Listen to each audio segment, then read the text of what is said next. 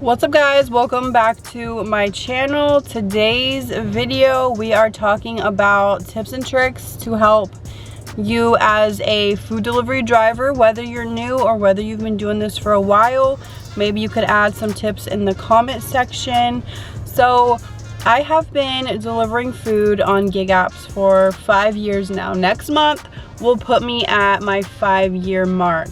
I started doing Uber Eats and then DoorDash, and then that evolved into having Grubhub, Amazon Flex, and recently I incorporated doing mystery shopping. I'll have videos on that linked down below along with how to sign up.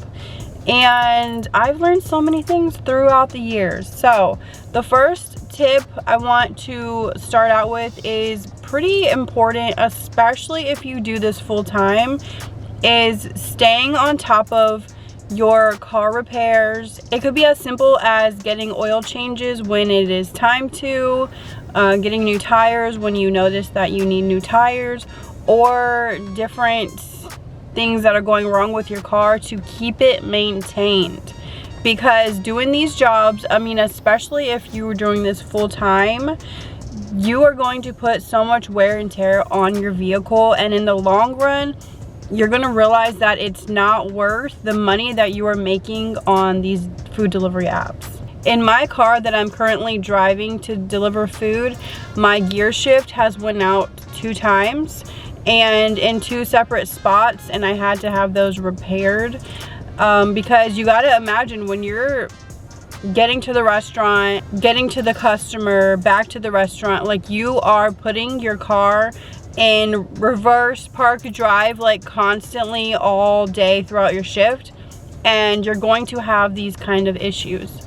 Thankfully, I think that's the only issue I had. Besides, I do have a leak in my water, like my coolant water, and I also have that repaired as well. So as long as you stay on top of these repairs, it won't hurt your vehicle in the long run. So my next tip is to stay on top of your expenses. When I first started doing these gig apps, I did not track my miles at all.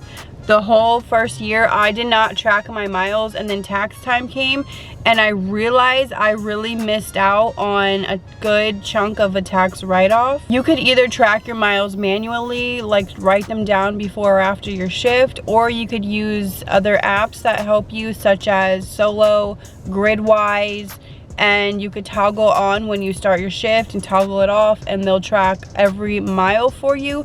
And then at the end of the year you have one number to claim on your taxes, and that will help you to not paying in as much. So along with any job, you do have expenses and taxes, but for 1099s we don't have the taxes come out of our weekly payments, our weekly checks, like a W-2 job would. So we have to keep track of those ourselves, such as mileage, even the things that we use. If I buy a new hot bag, a phone holder, a phone charger, different things. If you have a second phone dedicated to the gig apps, that is your business phone. So now it is a complete write-off.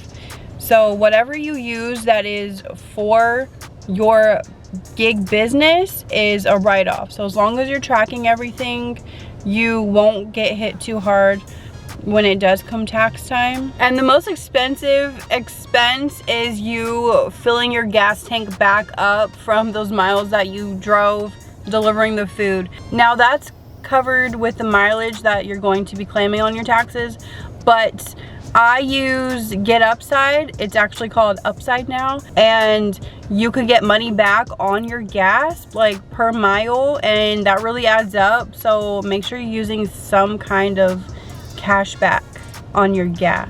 Okay, so another tip is, if you are new and you don't know where to start, there are some restaurants around you, but you're not really getting much orders from those restaurants.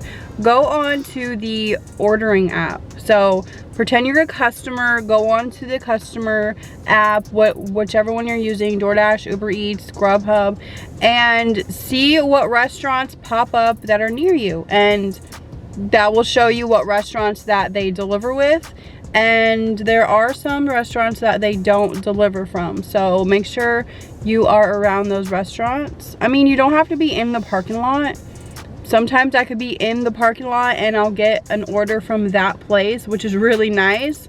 But most of the time, how the algorithm works is they'll see the dasher that is a few minutes away, so that by the time the driver gets to the restaurant, they could time it right and that the food is just getting done. Instead of what happened to me last week, I was in the Subway parking lot. I got an order at Subway, instantly accepted it, instantly walked in. She said she didn't even have that name. She looked in her machine and she said that the time for it to be picked up is in 11 minutes. So I don't know why they sent that order to me, because the algorithm usually will send it to a driver that's a little bit farther, so that by the time they get to the restaurant, the order is done. But 90% of the time when I am accepting the order and I'm already in their parking lot, the order is either like almost done, like they're about to put it out on the shelf, or it's already sitting on the shelf. So that's a good way to see what restaurants are around you, especially if you're new and you have no idea what restaurants deliver on what apps. Some restaurants are on Uber Eats, but they're not on DoorDash. Some restaurants are on DoorDash, but not on Uber Eats. And I mean, most big restaurants are on both. So just go to the ordering app, get familiar with those restaurants, and stay by them. Stay in a big area with a lot of restaurants around it. So my last tip would be to get on multiple gig apps. Sometimes I'll come out to deliver like on DoorDash and the map is gray and there's no dash now. I would literally have to wait, have the app on, and watching it until it turns red so that I could push dash now. Sometimes that takes a while. So times like that, I turn on Uber Eats, because on Uber Eats, you could start it whenever you want. No matter how busy or slow it is, they'll just let you start. And then I could use Uber Eats until I'm able to dash, and then I'll just have both apps going. And I show in most of my videos how I multi-app, avoiding dirty multi-apping, which is taking 2 orders on 2 different apps at the same time. And that's how I am able to stay profitable, especially lately when it is very slow. There's way more drivers than there used to be, and there are a lot less orders, because in this economy, I mean, people are just ordering less or they're tipping less. So there's not many orders to go around. If you have more tips for newer drivers, please leave them in the comments down below. We are here to help each other out, because honestly, that's the only reason we're out here on these gig apps, is to make money, and time is money. So thank you so much for watching, and I'll see you guys in my next one. Bye.